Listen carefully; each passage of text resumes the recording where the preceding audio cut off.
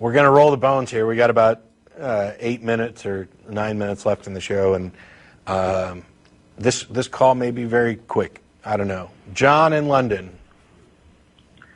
Hi, Matt. We spoke over the email. Do you remember me? Yeah, didn't I say in the email that the conversation was over?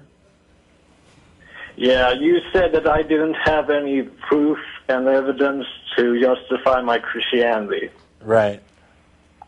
Yeah, and it's not that, it's that you reject my evidence. But I will grant you this and say, what proof and evidence do you have that atheism is accurate and correct? Didn't I answer this in the email to you, that your question is nonsensical because atheism doesn't have a burden of proof? It is the rejection of claims that haven't met their burden of proof. Your question is nonsensical. Yeah, atheism is the lack of belief in something. Yeah, but what proof and evidence do you have?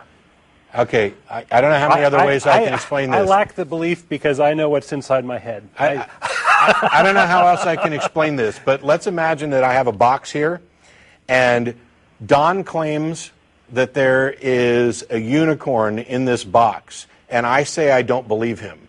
I don't need any proof or evidence that my position is true. My position is validated by the fact that he hasn't presented any evidence for his claim. And when I open the box and look inside, I don't see this. And so then he tells me that it's an invisible unicorn. And I mentioned it wouldn't fit in this box. And he says, no, it's an invisible miniature unicorn.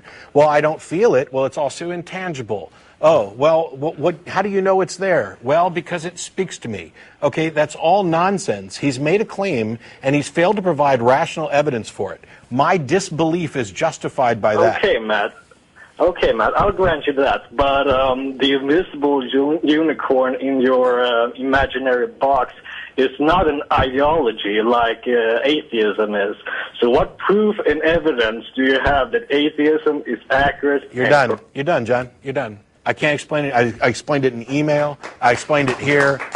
We are on a shortened scope. There's no way I'm going to waste time explaining things like that. It's not an ideology. Atheism isn't a dogma. It's not an ideology. It's not a worldview. It is nothing more than a single position on a single issue. If you believe that gods exist, you are a theist. If you do not believe, you are an atheist.